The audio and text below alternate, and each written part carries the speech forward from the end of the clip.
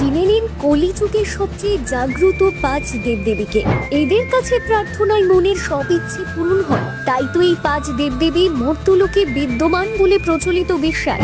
জানেন কোন 5 দেবতাই কলিকালে সবচেয়ে বেশি জাগ্রত?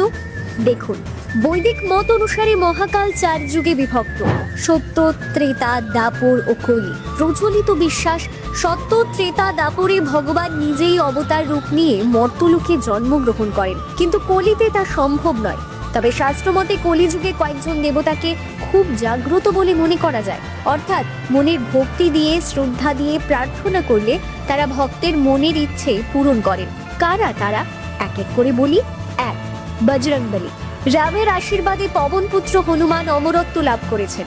আজও তিনি পৃথিবীর বুকেই বিদ্যমান। সংকটমোচন হনুমানকে মহাদেবের অবতার রূপে কল্পনা করা হয়। তিনি এই কলিযুগের অন্যতম শ্রেষ্ঠ দেবতা। বিপদে তাকে ডাকলে, মন প্রাণ দিয়ে তাকে প্রার্থনা করলে তিনি অবশ্যই সাড়া দেন, ভক্তকে রক্ষা করেন। হনুমান চালিসা পাঠ করলে, শ্রীরামচন্দ্রের আরাধনা করলে তাকে সহজে প্রসন্ন করা যায়। 2. মহাকালী।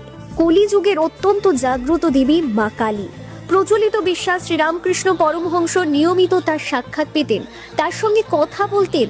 রামকৃষ্ণ এবং মা কালীর সম্পর্ক ছিল সন্তান মায়ের মতো।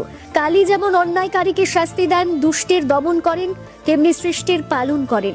যিনি আর্ত ও অসহায়, তার দুঃখ নিবারণে মা তৎপর হন। 3. সূর্যদেব। প্রতিদিন ভোরের আকাশে তাকিয়ে সূর্যদেবের আরাধনা করুন। সূর্যের পুজোয় সাফল্য, খ্যাতি, আত্মবিশ্বাস বাড়ে, নেতৃত্ব দেওয়ার ক্ষমতাও বাড়ে। সূর্যদেবকে কলিযুগের জাগ্রত দেবতা বলা হয়। 4. কাল ভৈরব। মহাদেবের অন্য নাম কাল ভৈরব। নামটা শুনলে ভয় লাগতে পারে। কাল ভৈরব মহাদেবের রুদ্ররূপের বহিঃপ্রকাশ, কিন্তু আসলে কাল ভৈরব খুব দয়ালু দেবতা। তার উপাসনা করলে, নিষ্ঠাভরে পুজো করলে ভক্তের মনোবাঞ্ছা পূর্ণ হয়, দুঃখ দুর্দশা দূর হয়, শনি রাহুর অশুভ দশা কাটানো যায়। সাধারণত রাতেই কাল ভৈরবের পুজো হয়। 5. খাটু শ্যাম বাবা। কলিযুগে শ্রীকৃষ্ণ খাটু শ্যাম বাবা রূপ ধারণ করেছেন বলে অনেকে মনে করেন। রাজস্থানে খাটু শ্যাম খুব জনপ্রিয়। তিনি ভক্তের সব মনস্কামনা পূরণ করেন, এমনটাই প্রচলিত বিশ্বাস। আসলে কেউ সাকারে বিশ্বাস করেন, কেউ নিরাকারে।